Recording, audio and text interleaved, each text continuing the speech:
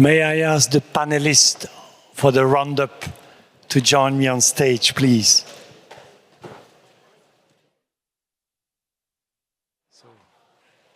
I'm gonna stand. Jeremy, do you want to take the edge? Okay, Camilla, thanks. Camilla has just been promoted.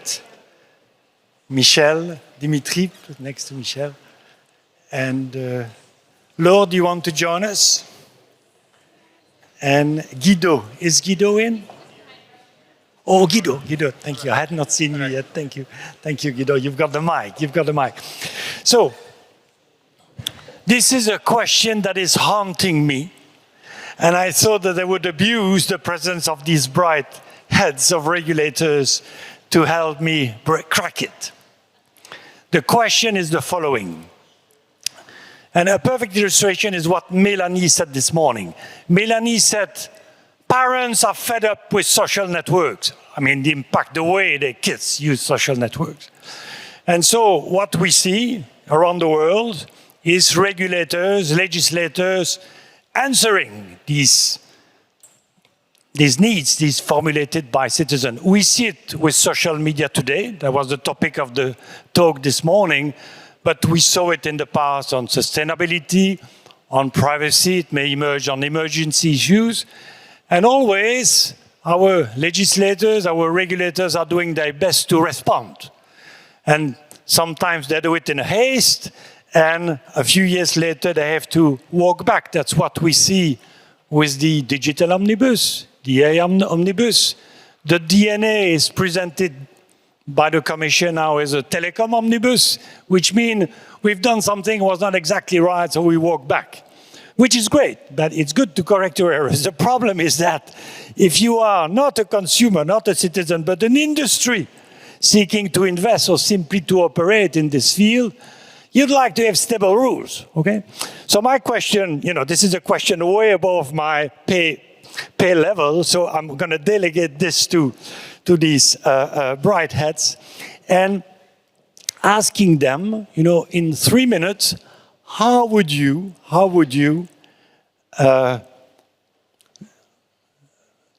improve that situation? And I'm not asking you to discuss it in 2 hours, but to formulate, an idea, a suggestion to try to crack that conundrum.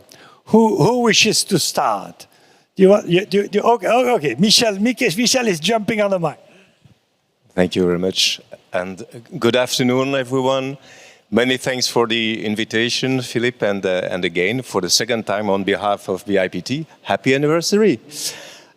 Trying to answer your question, I will just tell you what we are trying to do for some time. There is a question we didn't address in the past, and we are still working on it because our first try was not so successful, but still. I will tell you what it is about. It is about the positive impacts regulators may have on the society in general terms, because in the end, we all work for public interest.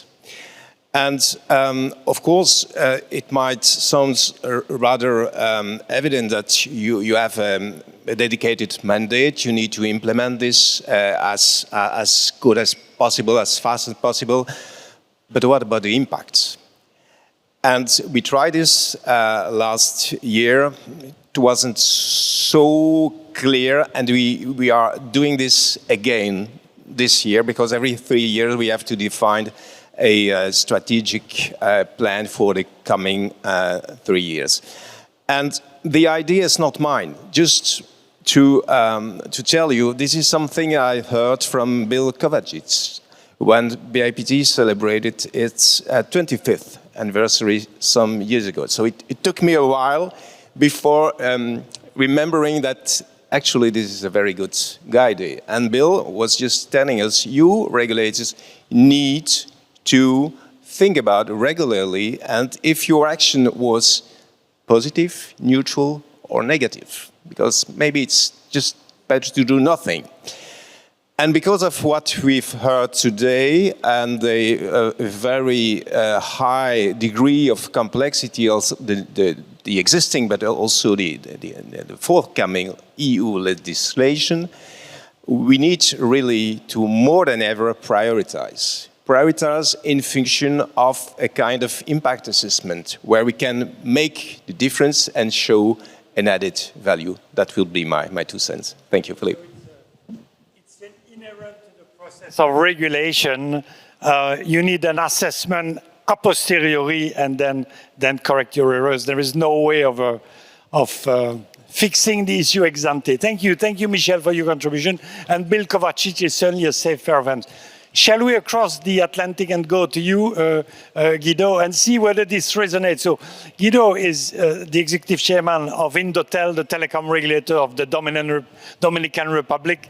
And I'm just curious whether what I just explained is also a problem that you encounter in the Dominican Republic, this surge from citizens that you tackle new issues and then the difficulty of exactly getting the rules right from the first time. Right. Good afternoon. Oh, it's very ironic. 11-hour flying from my country here in the same weather. Sorry. So. We don't have any climatization. That's a difference. Okay. Thank you for your question. Right now in my country, we are in the middle of transform the law. That's important for us to make a very specific statement about the legal situation in the Dominican Republic. Yes, I believe the regulation can become more agile, but the agility cannot mean change the rules all the time. For the countries like the Dominican Republic, the main task is to build a legal framework that's stable enough to give it trust, flexible, and enough to act on time. This is exactly the discussion we're having in the INDOTEL today. Our general telecommunication law has been enforced for almost 28 years. It was a useful law for this time, but it was written for the market. It's much more analog, much more fixes, and much easier to define. That market no longer exists. Today, we regulate network, but we also face questions like a platform, data, artificial intelligence, cybersecurity, data center, digital service, and new business models. Citizens expect answers when technology affects their rights, their privacy, their children, or their access to essential service. At the same time, investors need clear rules to deploy network, bring in capital, and compete. So the question is not whether we protect citizens or give them predictability to invest. A good regulatory framework must do both. In our view, some rules must be clear and stable. Rules on spectrum, competition, infrastructure, and user rights. But the instrument of regulation must be able to move faster. Public consultation, technical dialogue, regulatory sandboxes, regional cooperation, and stronger skill inside the regulators. That is the balance that we try to build to the reform our law. We do not want to replace the old rigid law with the new rigid law. We want a modern framework, neutral in relation to technology, open to invest, and able to protect people when the digital innovation is used against them. We do not want to replace the old rigid with the new rigid law. We want a modern framework. For us, the better regulation is not only about simplified procedure, it's also about the understanding we, the powers moving into the digital economy, and making sure that the public interest is not left behind. We cannot regulate the future with the tool of the past. We also cannot answer every new technology with uncertainty. The way forward is clear. Stable rules, agile instruments, and a regulator close enough to citizens to understand their concern and strong enough that we need. Thank you. Thank you, Guido.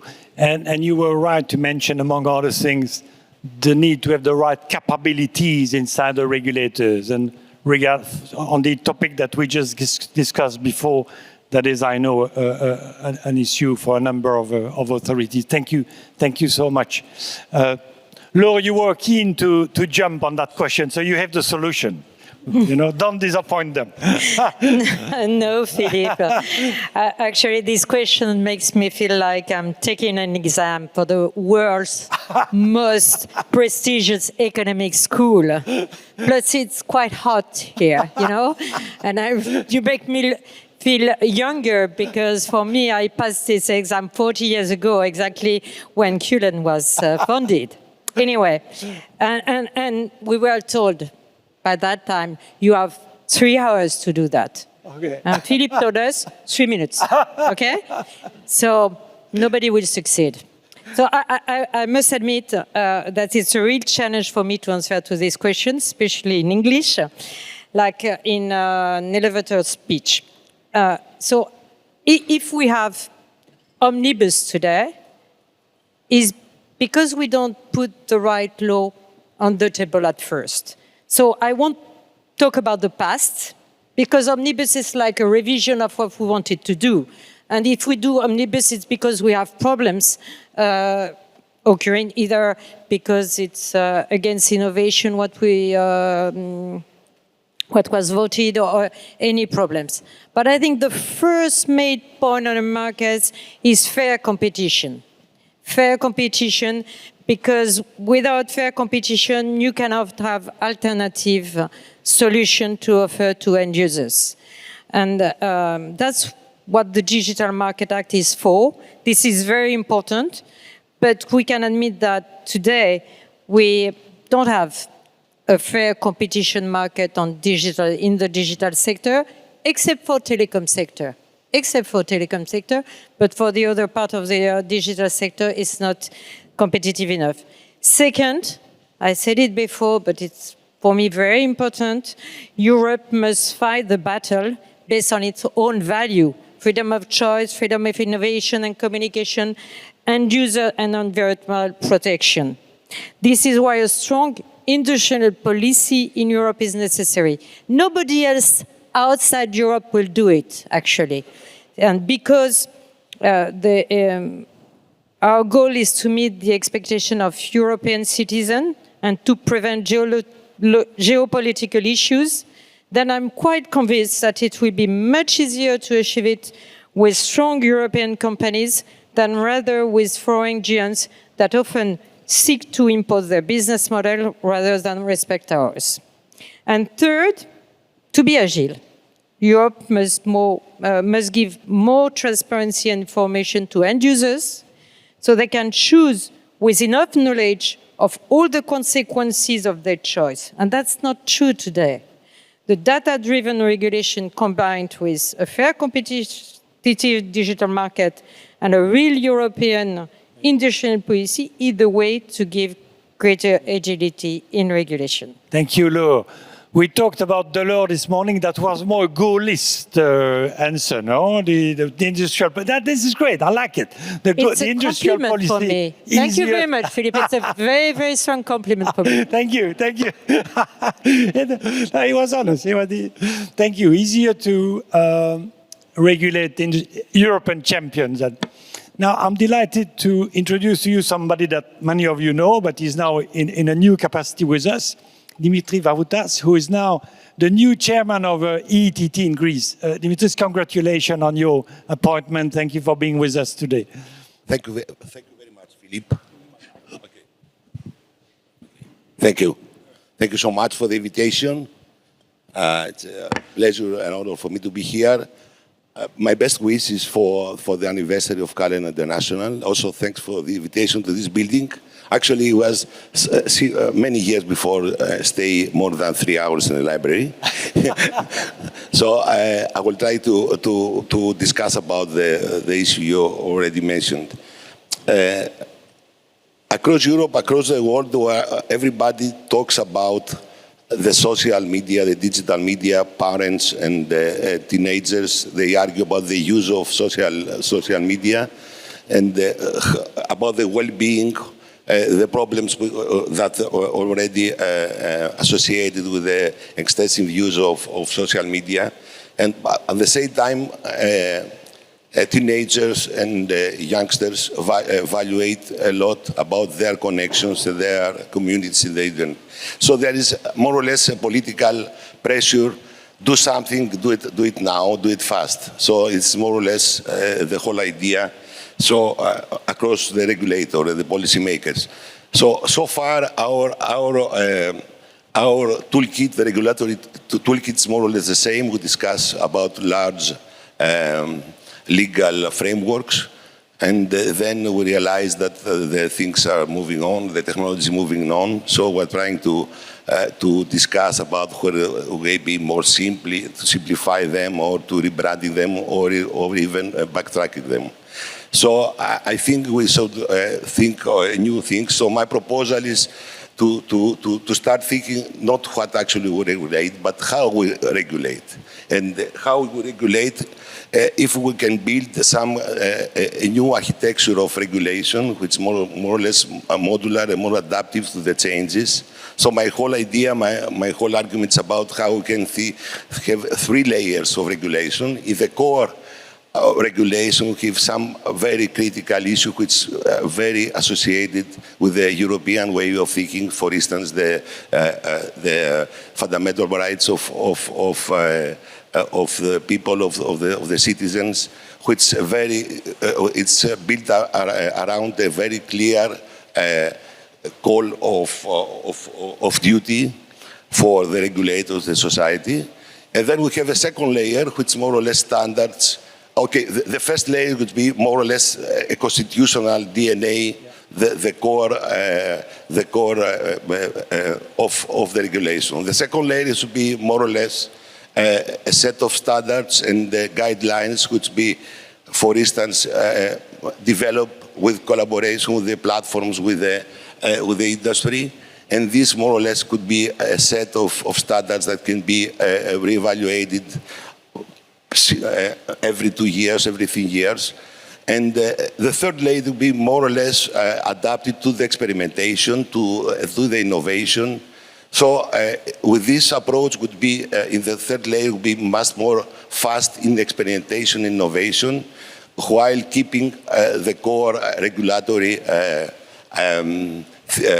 ideas quite clear. So if we apply this approach to the new things, for instance, the AI or the telecom omnibus, it would be much more close to society expectations. Also, we're very predictable for the investment. So actually, the whole idea is how we can beat this kind of approach and to be agile to the new technology, to the new risk, while maintaining predictability for the investment.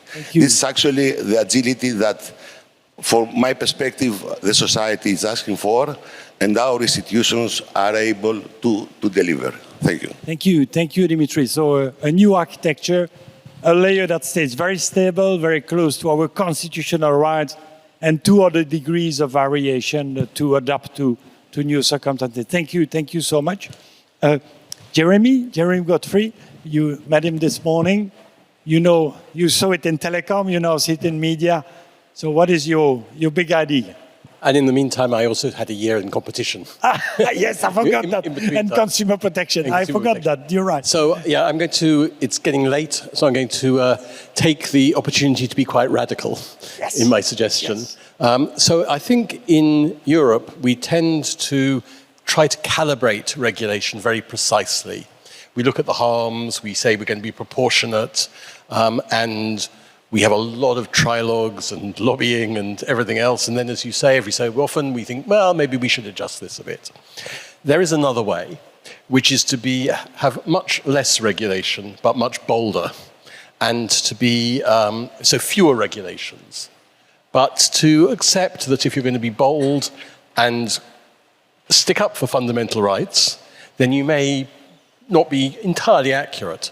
So from the telecom side, I remember talking to the FCC, slightly tongue-in-cheek, and saying that there is what I would call the Sino-US School of Regulation, which is every few decades you restructure the market. Now, of course, it's about 4 decades since they restructured the market in America, and about 2 decades since they restructured it in China. But you have, as Laura was saying, very intense, fair competition once you've restructured the market. But you don't spend a lot of time worrying about the details of cost allocations for access regulation. So that's one thing you can do. I mean, I was actually quite struck to learn about another Chinese piece of regulation where they're concerned about children and gaming and addiction to gaming platforms. Now, they don't have a lot of details about addictive design features. What they have is you can only use gaming platforms for 1 hour a day, Monday to Friday, 2 hours at weekends and public holidays, and not at all between 8:30 and 6 in the morning, if you're a child. Now, of course, they know who the children are in a way that we don't. But you can have these simple, bold things. So in the world I'm in now of media, I think what is the underlying root of all the problems we have? It's to do with power. So again, someone asked about market power. Laura talked about fair competition. I think you have media power. You talked about PACs and money in politics. You have political power. So and where does the power derive from? It derives from the business model. I think you talked about the business models. It derives from the business model where the user is the product. The companies gather data on users and they use that for advertisers. And that leads to what Cory Doctorow called the enshittification dynamic. And so then the services over time, they're not there to serve the interests of users. They inevitably end up with children being harmed, with amplification of hate speech, with echo chambers disrupt dialogue. So instead of dealing with those, one thing we might look at is how do we disrupt the enshittification dynamic? What might we do to restrict the way advertising is used as a funding mechanism? What might we do to beef up the restrictions on the way personal data is used in the in serving up ads? So maybe we can take a step back from the symptoms to what is the underlying cause of in the way of the market dynamics that leads to the harms, and let's disrupt the market dynamics with a small number of bold regulatory moves. Now, I have to say that is not a commission-the-man position. It's not an Irish government position. It's a nice piece of radical thinking to try and entertain you on late in the afternoon. Thank you. Thank you, Jeremy. So we'll call it fighting the enshittification. I like it. You said you were radical, the name of a great podcast of the BBC. And now I'm handing over to my most radical friend, Camilla Bustani. Thanks, Philippe. I'm going to disappoint today, I think, because Jeremy's stolen my thunder on pulling the rug from underneath ad tech. That's my personal bête noire. But I think what I'll do instead is, this has been a really fascinating panel because I didn't really know what to expect from the various speakers. And everyone has spoken at such a conceptual level. So I think I will complement them by speaking at a more operational level about our experience as a regulator and how we try to balance agility and predictability, which actually I don't think has to be a sort of a choice. I think they can both be pursued together. I think the first thing to say is regulatory independence is a fundamental precondition. You don't want to be swung by the winds of political change. I mean, in the UK in particular, we've had a number of prime ministers in a very short space of time. But it's really important that the regulatory narrative remains consistent despite whatever is happening at the political level. I think the second thing is research. Research is a huge amount of the work that we do. We spend enormous amounts of money on it. And that is to not only identify what is happening at any given time, but to help us anticipate the trends. And so if we can anticipate the trends, then as we take our regulatory decisions, we can take them with an eye to the future and hopefully try to, not necessarily future-proof, because it's very hard, but try to make our decisions a little bit more sustainable over time. And a good example of that is my colleague Christina was discussing at the media workshop earlier.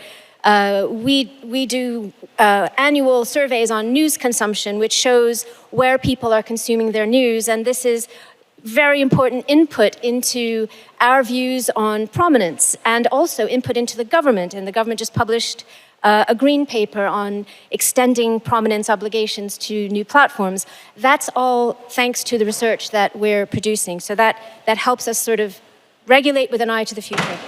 The next thing I'd say is engagement with industry, with civil society, not only just to keep an ongoing channel of communication so they know what we are trying to achieve and what's important for us, but also so that we can learn what's going on with them, especially in the digital space, where there will always be an information asymmetry. They will always be a few steps ahead of us. So it's a way for us to try to fill that gap.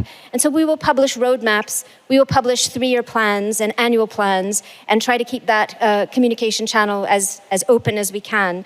And finally, very quickly, we have a standing strategy function, does horizon scanning, goes out and speaks to hundreds of people in industry about commercial developments, technological developments, consumer behavior developments, and we often go beyond our remits a little bit because that's where the future is likely to lie. And we will publish as much as we possibly can, so anyone who's looking at OFCOM will have as much of a sense of the future as we have, and hopefully derive a little bit of predictability, and at the same time our understanding of what's coming helps us to be a little bit more agile in a day-to-day.